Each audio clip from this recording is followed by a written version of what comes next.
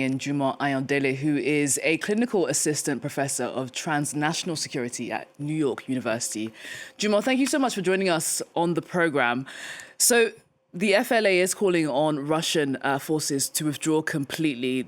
This coordinated assault very much a blow to the Russian paramilitary forces in Mali. Why did they crumble so quickly here? Thank you again for having me on your segment. I wouldn't necessarily reduce this to Russia crumbling so quickly. When we think about the African core represents a shift in Mali's partnership. It's never supposed to be a complete solution, but I would say the withdrawal from Kidal is definitely significant. If the goal was to secure the north and to support the Malian military government, that strategy is clearly under pressure. But at the same time, we are seeing a narrative war. Russia is claiming success. They are saying that there are high casualty figures and are actually blaming external actors as a Western plot for what happened over the weekend. I mean, this is not unusual, especially when territory is lost and victory is claimed. But what is being protected right now by Russia is the narrative, because that is going to determine its legitimacy, not just in Mali, but in the Sahel.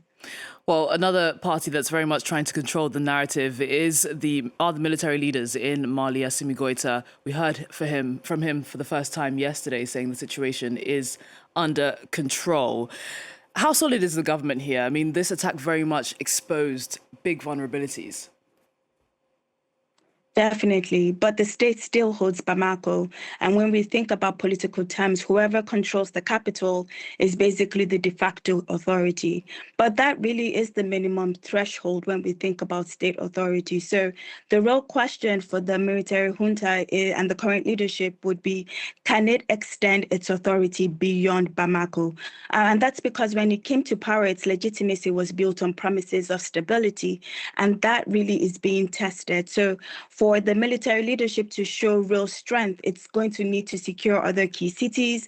It's going to have to restore movement and economic activity despite the blockades and Janim's rhetorics. And it has to stabilize its leadership, especially after these attacks. Now, to be fair, I do think that the government may be holding some information for strategic reasons to avoid giving armed groups some more insight into its response. But that is really creating a trade-off, because when we think about the gap between what people are seeing and what the state is saying, if it becomes too wide, it can really undermine the confidence that people have in the Malian military leadership right now.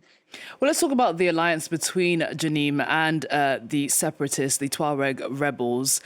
They are both fighting for different causes. They have differing ideologies. Can they stay united? Yeah, this is the marriage of convenience between the two groups. I would say the alliance that we're seeing today is because, as you said, it serves their immediate goals, not because they share the same long-term vision. So we saw something similar like this in 2012 with AQIM and Tuareg separatists, and it did work in the short term, but broke down over time. And this same tension actually exists here today. So one side is focused on autonomy and political recognition.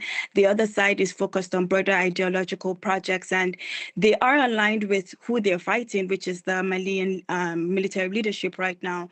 But what comes after, that's the big question mark, and that's what's going to test their current alliance and this marriage of convenience. Well, something that has really gained attention over the weekend was the use of drones and the technological capabilities that we saw from both sides on the battlefield. Talk to us about this technological,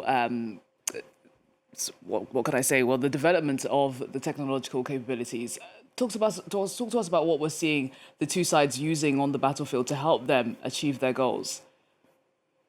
Yes, I would say when it comes to technological capability, what's changed is not just firepower and equipment, it's really the coordination. And when we think about JNIM and FLA, these groups are operating across long distances, and they've been able to use satellite connectivity, Starlinks, that have been illegally imported into Mali. And this is why they've been able to coordinate attacks across multiple cities in real time. And I would say that this satellite connectivity, especially in the rural areas, are shaping how this attacks are communicated. It's not something that was new over the weekend. It's something that has been building since 2023. So they are not just fighting, they are actually managing operations and messaging in real time. And that has really given them an advantage. They've been able to hone in on that capability. And unfortunately, with regards to the state's response and Russia's response, it's been a little bit more reactive. There is mounting concern about the risk of this offensive spilling over into other neighboring countries. How much of a risk is there for this to happen? I mean, are these countries prepared for this?